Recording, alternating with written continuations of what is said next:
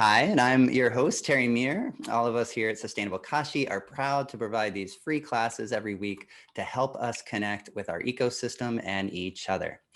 Feel free to learn more about our project at sustainablekashi.com. Today, we are talking about designing small spaces with Nicky and Dave. They are two beautiful human beings passionate about helping families grow their own food. Together, they run the Permaculture Gardens at growmyownfood.com. It's a website with garden resources such as free webinars, educational blogs, and a garden mentoring program to help families grow abundantly. Nicky and Dave's work has been featured on Huffington Post, Permaculture Research Institute, Australia, and greenamerica.org. We're super excited to hear from their experiences. And without further ado, I want to welcome Nicky, and hopefully Dave can be joining us shortly. Thank you so much, Terry, for that amazing introduction. I'm going to share my screen now and start right away so we can respect everyone's time. So welcome. My name is Nicky again. My husband Dave should be joining us in a little bit. But if not, don't worry. I'm hoping that he will because he has more info than me. He got me into gardening. So a little bit about who we are and what to expect in this presentation. Permaculture Principles. I have a feeling everybody here knows what permaculture is. Am I right, Terry? Am I right, everyone? Type in the chat box if you are not familiar with permaculture at all.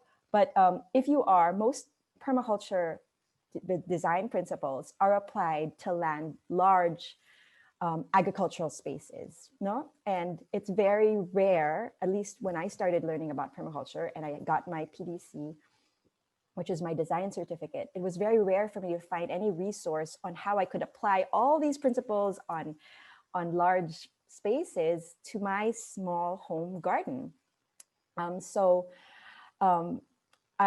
Here's how we're going to go about it. I'm going to introduce you a little bit about to what we do, and then I'm going to talk about some things called what I call the 10 crucial steps. And then 3 things that help us maximize the use of our small spaces, which are the seasons, the actual space utilization, and the soil. And then there is a free work. If you want a workbook, then you can contact us and I'll send you over a free workbook that goes with the 10 crucial steps or the webinar as well. So I'm happy to continue this conversation in the Facebook group that you all are in, and I can post that workbook there. So who we are, this is me and my husband Dave and our 6 kids. And I'm trying to find a way to remove this. I have a little box where I see all your faces. I'm going to try to hide that there. Okay, now our mission at Permaculture Gardens is to educate, nurture, and inspire a community of families to grow their own food, medicine, and find spiritual connection through ecological gardening. And our vision is all about teaching and discovering how growing holistically leads to abundance and freedom. We started because our kids had allergies and we didn't know how to grow our own food. And we thought there must be something wrong with the food system. And it led into our family business. My husband still works full time, but we're planning to transition into doing permaculture full time because it really is our passion. So the first thing about looking at your small spaces, and everyone here, I'm going to check the chat box really quick because I don't want to just keep talking. I want to know, how do I do this? How many of you have small spaces here? Okay, no worries about the video. Great book, The Spooky Plants. Okay, tell me in the chat what your space looks like. If you live in England, you probably have a space like ours, which is, if we go like 1/40th of an acre, which is like 1,600 square feet, basically less than 1,600 square feet, tiny little backyard. We live in a townhouse in the middle of a row house, like in the middle of rows of houses. And the first thing you have to do, whether or not you have a small space or a big space, is to observe. I have 2 points. All right, that's pretty good. Oh my gosh, Amy, you guys have big spaces, but that's okay because permacultures are principles, are universals that are applied in big spaces and in small spaces. 16 acres. Wow. Wow. Well, just imagine. Patio. Yay. You can do a lot in a patio. So if you can do a lot in a small space, imagine how much you can do in 16 acres and 80 acres, right? So right now, I wanted to talk to you about the PA Yeoman scale of permanence. But this is a webinar of its own called the 10 Crucial Steps. And I actually, on this webinar, sing all these scales of permanence so that we can remember them. And so I'm just going to sing it once here. And then throughout the rest of the webinar, you'll be seeing how I pull from these scales of permanence, which are basically design method or design steps that this engineer, PA Yeoman from Australia, used in his design of large scale agricultural spaces. So the first thing is to observe. So that's the first song. To think holistically, look at the wholeness of your space and not just the one little kidney shaped garden in your backyard or in your front yard. 3, note your zones of use. Now, if you know what zones of use are, type it in the chat box. Basically, zones of use are how often you frequent a space or how less you frequent a space. And so things like your kitchen garden should be close to your kitchen, right? Should not be so far away that, as Bill Mollison, the founder of permaculture, used to say, if you wake up in the morning and you put on your fuzzy slippers, you walk and you decide you're going to make the omelets for breakfast. You go out and get your chives in your fuzzy slippers and you come back and your fuzzy slippers are wet, then you've walked too far. So make sure that your fuzzy slippers don't get wet when you put your kitchen garden in the right place. Okay, so that's zones of use. 4, know your microclimate. Microclimate's all about where the sun shines, where you get wind drifts. 5, find your local climate. Well, sometimes this is not very apparent to us if we haven't been growing for very long, but perhaps you who have been already know what your local climates are and when exactly you notice a shift in your seasons, right? 6, note topography. Topography plays a bigger role in large scale designs, but not so much in small scale designs where we can sort of do earthworks easily to guide number 7, which is the water. Now I've lost my tunes. Okay, first thing is to observe. 2, think holistically. 3, note your zones of use. 4, know your microclimate. 5, find your local climate. 6, note topography. How much water runs across your roof? And then 8, where do people go? That's the access. So we always have to think, where would normally a path make sense? Like in this picture, would a path make sense? Sometimes we've sacrificed, I don't have a picture of this, but we've sacrificed growing space to make paths. And we've had to do that. Otherwise, our growing spaces just are not going to be utilized well. Amy, okay, this is a nursery song, by the way. Where do people go? Investigate the weeds that you don't know. Weeds and perennials are big parts of permaculture gardens. And then finally, make it look pretty. Find a space in your yard. It's fun to wander through the 10 steps with you. And that's the end of my song. So that's just the introduction. And now we're going to see how we can pick and choose from those 10 steps and try to apply them to other things, such these 3 things, maybe the seasons. So in a small space that we want to maximize production in, we want to aim to grow year round. Now, because I like being interactive too, like Terry, I want to know how many of you, how many seasons with Florida, you guys in Florida, you can grow year round for sure. Do you get to do this, or do you even experience the seasons? Because I am not so familiar with Florida. My sister lives in Florida, but I am not as familiar. Here, hey, Dave is here. Yeah, could you join us on a different computer? Thank you so much. Yay, okay. So it's in the email, Permaculture Gardens. So I would like to know who among you here find yourselves growing pretty much spring, summer, fall, and winter throughout the whole year. And who of you find that you only grow in one season? Tell me what seasons you grow in throughout the year. I assume that you're all growing food. So I hope that's a good assumption. So type it in the chat box and I'll get back to you once I see that yellow orange thing as it is now. I do, but we only have 2 seasons, hot and hotter. Ha ha ha. Yes, I come from the Philippines, so yes, we only have 2 seasons, rainy and hot, dry. I grow year round, but I just about die in the summer. So that means it's super hot in the summer. Is that what you mean, Kathy? We have like 100 or so days of growing here. Christine, where do you live? Because we want to, I was growing in Colorado and now I'm in South Florida, Leanne. Okay, that's great. And those are totally different climates.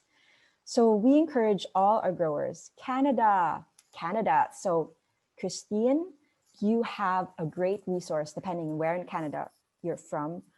Elliot Coleman is called the 4-season gardener, I think 4-season grower. He has a really great book, Elliot Coleman. I will put that in the, if I forget, ask me in the Facebook group. And Nikki Jabor are great 4-season growers.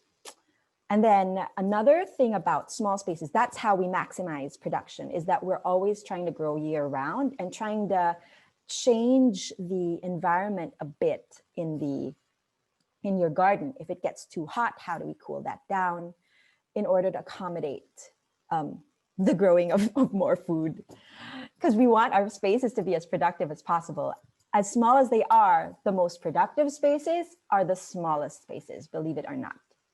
I want you to think about that.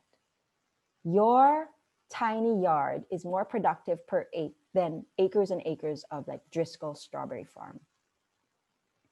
I say this, but I want you to tell me, why do you think I say this? Why do you think this is so? Why do you think a small space is more productive than a large acres and acres of space? Thank you. Okay, great. Yes. So the other thing too about small spaces, especially if you have a patio, is to grow indoors and outdoors, to grow in pots, to really maximize the use of every little space that you have. Also, another way to view your garden, your small garden or your small spaces, when you design it, is to view your garden in 3D. Now, this is not from me, but it's from Dr. John Kirstener from Temperate Climate Permaculture. And he shows us here how he has 9 layers of the edible forest garden. Some people say 7, some people say like you can never, it can be infinite layers because there are layers between the layers. But what this essentially means is maximizing the space and the niches in between. Even like underneath in the root growth, you can grow something that's a ground cover on top of something that has a deep taproot. You can grow a vine, grow your squashes up vines and utilize that 3rd dimension of space. Don't just think flat ground. These are just these 9 layers. Feel free to screenshot if you are not familiar with this, of the edible forest garden. Are the canopy, the top. What are your canopy or tree layers wherever you live? What are the layers underneath that canopy? What trees or shrubs can go underneath when you design your gardens, when you plan them? What would the shrub layers be? What berries, what shrubs could be both edible and fulfill that niche, that space, so that's a utilized space, right? The herbaceous layer can literally be herbs, or it can be edible, herbaceous, like it can be a beneficial grasses depending on your use. Ground cover, creeper layer. So this is usually we use creeping thyme or we use strawberries as our ground cover. So they double both as our mulch and they double as our ground cover so our soil doesn't erode. And then we have an underground layer, or the root layer. So where I grow beets, I can still grow thyme on top of that, or lettuce. I don't know if those are good companion plants, but they grow in my front yard. So on top, fulfilling that same sort of spot. The climber layers, the vines, the aquatic, if you can make it even more diverse, if you can introduce diversity in your garden, the better, even if it's a small garden. So this year, because the kids, we have 6 kids, right? So the boys, we don't have a big space for them to run around, except like in the common areas. That's where they run around in our HOA subdivision. So I told them to go and dig a pond where the gray water from the laundry came out. So they dug a pond where the gray water, and lo and behold, one day after that pond was dug, a frog appeared. So you introduce even more diversity of life when you do that. The more elements that you have, the more niches, the more of these layers you can fulfill in your garden when you design it, the more rich and fertile it will be. And finally, the mycelia fungal layer. So we grow mushrooms, and that's something you can do indoors and outdoors, as we will see later. So one of the webinars I gave, and I promise I'm not the only one giving the webinars in our Permaculture Garden webinar series. But one novel one I did this year is an herb garden. So this is not an example of the full set of species, but I try to plot out my species when I design according to food forest layer. And then I put in it has to fulfill a layer. It can't all be trees, or it can't all be shrubs. It can't all be herbs in one place, unless I really want it to be that, because HOA restrictions or whatever the case may be. And then it has to, one element, many functions. So for instance, hawthorn for me is a tree. This is not my backyard, but this is like a plan for a backyard. It not only is a nectary or provides pollen for beneficial insects, it also gives me medicinal action, right? Because the reason that Dave is late, Dave, I don't know if you're on here yet. Yeah, I'm here. Okay, awesome. Is because he has his parents have a history of high blood heart disease, and his blood pressure during the quarantine went up, and it had not been up at all his life. Maybe and having so, 6 kids stuck at home on a computer might be part of that. Definitely seeing a different side of you in quarantine, Dave. And so he was late because his holistic doctor requested a whole full lab set from him. And part of the things I told the holistic doc, he said I told him was I was giving him hawthorn for his tea, and he said it has to be a lot of hawthorn if it has. But he said Dave's fine. Hopefully, he doesn't think it's a big deal. We just got scared because of his history. But then finally, I put the USDA zone here saying where it will grow when. So that's just an example. In a patio, this is a design from one of our clients in 2016. And this is really simple. Our clients are very beginner gardeners. They get scared just thinking about gardening. And we remember that place in our time, in our lives. And so we have a heart for people who are just starting out, who give up really easily. And so we can start in a patio, we said. And so you see, we have nitrogen fixers or beans here. And then we have root crops, beets. It was very simple. Lettuces on the sill, on the windowsill, because lettuces have shallow roots. Basil in pots.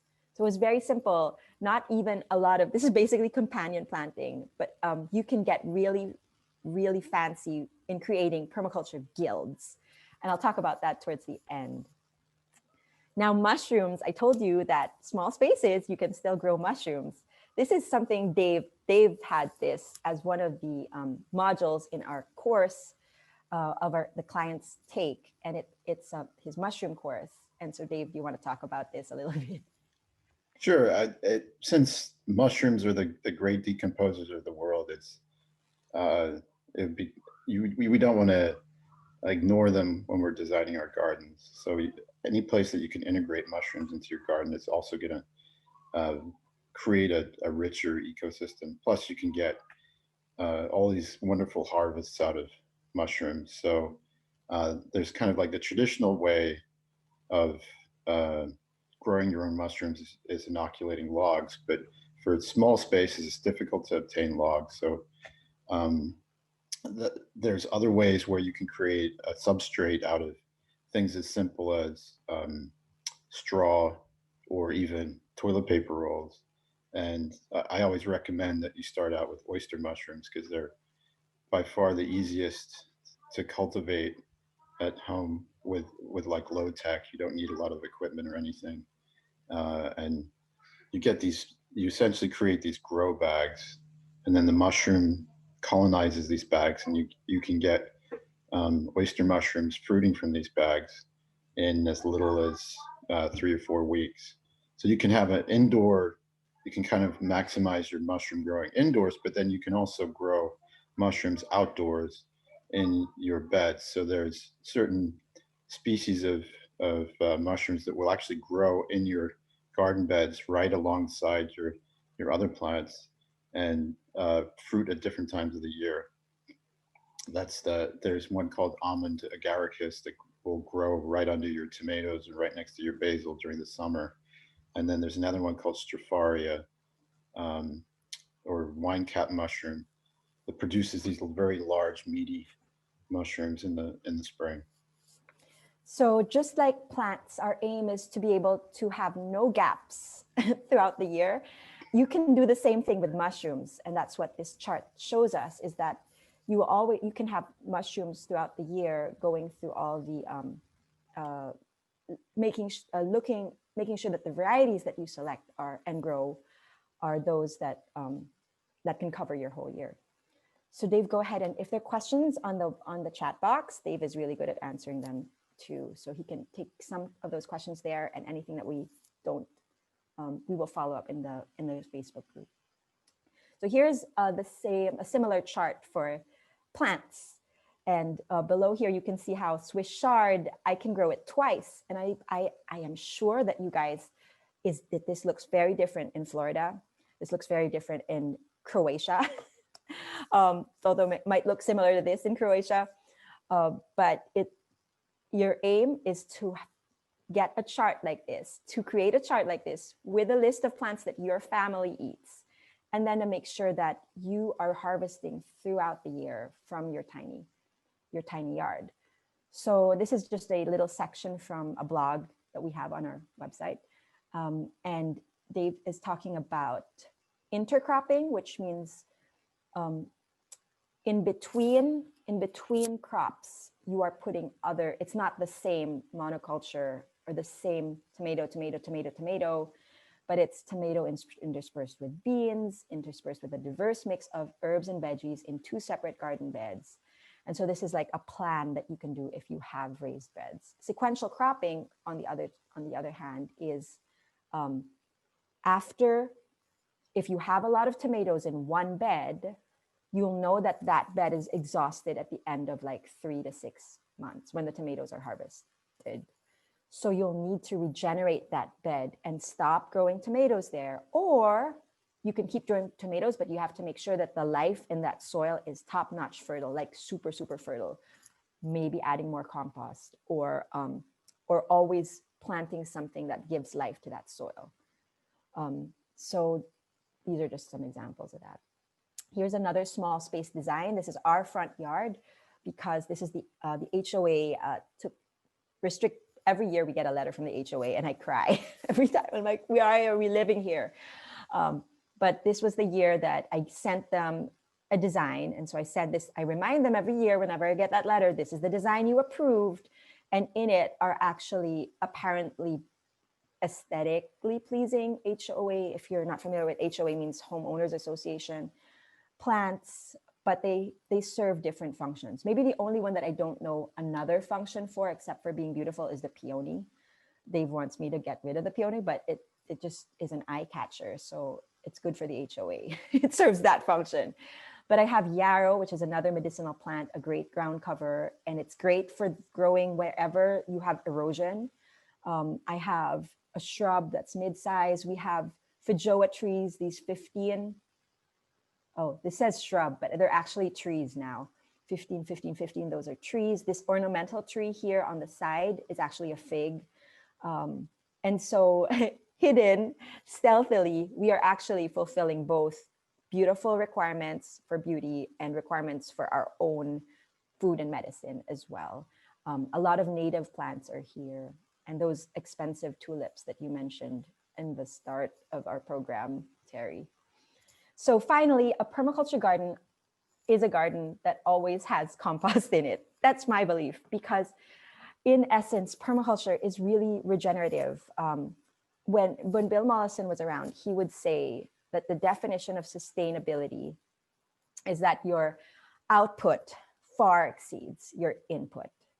Is when your output of your system is greater than the input of your system. And if you understand sustainability that way, instead of like the maintenance, sustainability is just maintaining the status quo, then it basically is, his understanding of sustainability is basically regeneration, being regenerative, getting better with each iteration, with each passing of the seasons. Your soil, you're building soil, you're increasing the fertility, you're increasing the diversity of life and of elements and of plants, fungi, animals. And that's why permaculture is holistic in that we incorporate all these elements: food, soil, water, climate, ethics, even energy and shelter in your design. And that's why if you are constantly hauling topsoil every year or constantly tilling your soil into your garden, then that is not permaculture. It's not regenerative. You have to, maybe you do it once, maybe you do it twice because you made a mistake, maybe you do it 3 times. Your aim is always trying to get towards that regenerative state. So we're always like that. We're always going zero waste. We're always trying to go regenerative, and it's a process. So respect where you are in the journey. Don't get frustrated if you're not there yet, if you're not composting, but if you are, then kudos. We'll always return to the soil that was just taken from it, always build the soil to be greater than before, always take care of the life underground that supports the life above ground. And so this is our backyard. As you said, less than 1,600 square feet. Dave, how many square feet is our backyard? Oops. I think hello, Dave, are you there? Yeah, sorry, I can't unmute I muted myself, but I can't unmute myself. Okay. So 1,000 square feet, if you include, we also have some raised beds at a community garden space. The actual backyard is maybe like 20 by 25. Mm-hmm. So we have some keyhole beds here in the middle with some trellising. You can't really even see the keyhole. Yeah, so this was where I had to redesign, because we were trying to maximize the growing space here to basically just be stuck. We had a raised bed all across here, but then people had to get out the door, and so they just kept on stepping through the door. So when you design your backyard spaces, just remember access as well.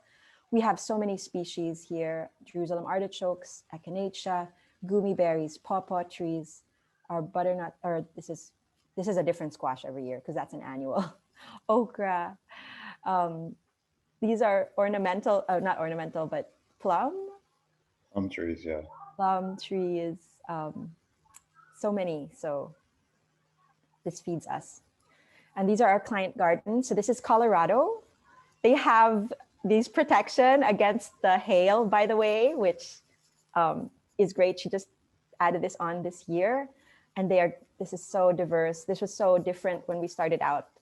And she was already a very advanced grower. This was Kansas, which started out, this was just barren. I thought we would have to green the desert in 5 years, but this was 6 months, just barren. And then she created this space.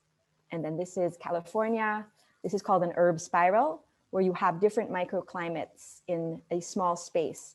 So if you create a spiral with the soil going up, on the top layer, you grow things like rosemary and